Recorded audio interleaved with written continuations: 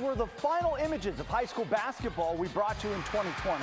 South Salem beating McMinnville in the state quarterfinals. The games and the world shut down the next day. More than a full year later, we couldn't be more excited and grateful to bring you a brand new season of Friday Night Hoops. What is good, everyone? My name is Orlando. Let's do this. We start the season with two teams who made it to the quarterfinals in 2020. Both Barlow and Clackamas lost a lot of firepower to graduation. The reload starts here. One of those graduates, Gonzaga's Ben Gregg. I see you, man, on the sideline to help out his old team. They could have used him in the first half. Barlow dialing the long ball, Gable Edwards hitting from distance. Next up, Drew Larson showing off the range. And not to be left out of all of this, Connor Hills extends Barlow's lead going into the half. But Clackamas would respond in the second half, fourth quarter. Ryan Lewis, the man's got a step back in his bag, giving Clackamas the lead, and they never looked back. Clackamas edges Barlow at home 58-52. Week one of the season bringing us one of the area's great rivalries. Benson and Grant tied for the PIL championship last year. The pace of this game was crazy. Ebony Clay, she's got game. Hard to believe she's just a freshman. But Benson has a lot of weapons. Good luck trying to slow him down. Teamwork making the dream work. Anna Brown for two. Benson takes it 64-39. Next stop for us, Jefferson, the Democrats hosting the team with the newest nickname in town, the Wells Guardians. Jefferson wasn't messing around, pumping up the pressure, and here is your play of the day. Marquise Cook to the top floor. Mookie messed around and had a triple-double. But it was the Lamar Washington show. We got a heat check, folks. He closed out the first quarter by draining threes on 3 straight possessions. The man could not be stopped. Listen to this. Washington dropped 52 points. I repeat, 52. Jefferson wins big, 103-76. St. Mary's got a big surprise this week. After 6 seasons, head coach Dewey Taylor resigned. The Blues 0-1 going into their matchup with Tigard on Friday night.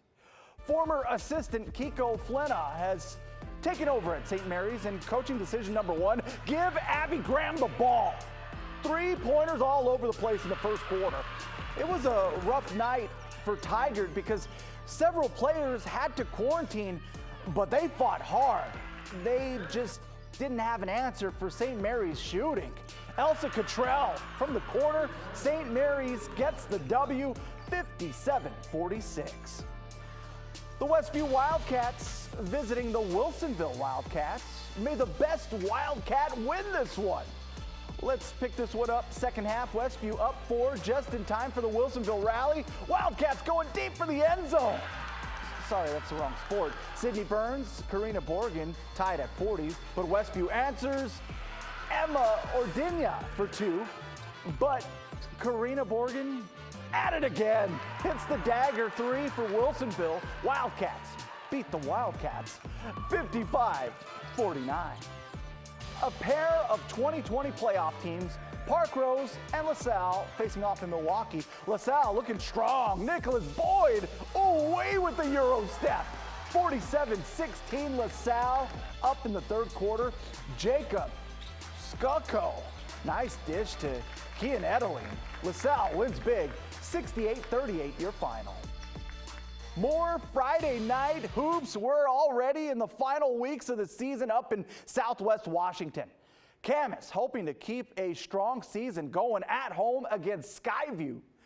The band in the Camas gym getting everyone going.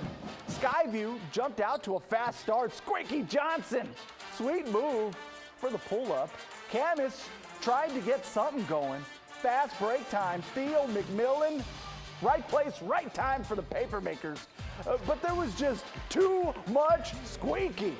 Right at the end of the first quarter, he's playing beat the clock, and you know that is butter.